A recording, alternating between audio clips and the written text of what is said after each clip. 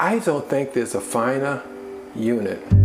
Wesley Williams Jr., better known as Wes, has deep pride for the newly constructed apartment inside his Mattapan home. This will suck the air out so it won't, get around the room. So that's very, very, very important.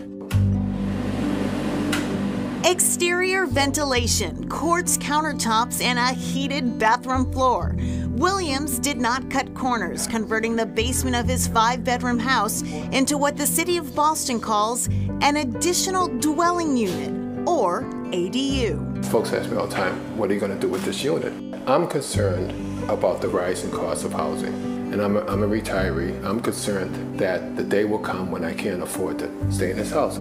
The 74-year-old sees this as an investment in his future, either as a place to downsize into or as a source of income. There may be the time when I have to go into assisted living when my kids have their own families and stuff like that, and that this will fund the assisted living facility I'm at, especially at Boston rates. The city is working to address the soaring cost of living in Boston in many ways, one of which included inviting Williams to participate in its ADU pilot program. Boston, as well as many other major cities across the U.S., recognize and are really grappling with the ongoing housing crisis and recognizing this need to start to figure out how we do things differently. Taylor Kane is the director of the city's Housing Innovation Lab. Our pilot program was really this effort of partnering with homeowners in 3 different Boston neighborhoods and helping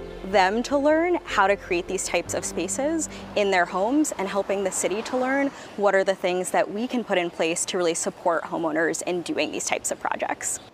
Dozens of owner-occupied homeowners in Mattapan, East Boston, and Jamaica Plain received one-on-one guidance and, in turn, provided feedback. It's a long process to go to. There's no possible way at all I could have ever done this without the support of the city. Kane says the city benefited from the collaboration too and has since streamlined the ADU permitting process and created a toolkit for homeowners. We also learned that this is a significant financial investment for folks, so we created an ADU loan program with the Boston Home Center that started out as a $30,000 loan and has since increased to a $50,000 loan. In addition to allowing homeowners to age in place, invite another generation to live with them, or create an additional source of income, there's a positive impact on the environment as well. The greenest building is the one that already exists, and so this is really an opportunity to make creative use of our existing neighborhood fabric and really bring those currently underutilized spaces into active and really beneficial use. I'm building something that sets quality of worth, what it's worth, and this unit is worth a lot. And Wes Williams says he'll be taking tenant applications soon. And the demand for ADUs is really growing. In 2018, there were 7 permits. That number quadrupled in 2020. Wow.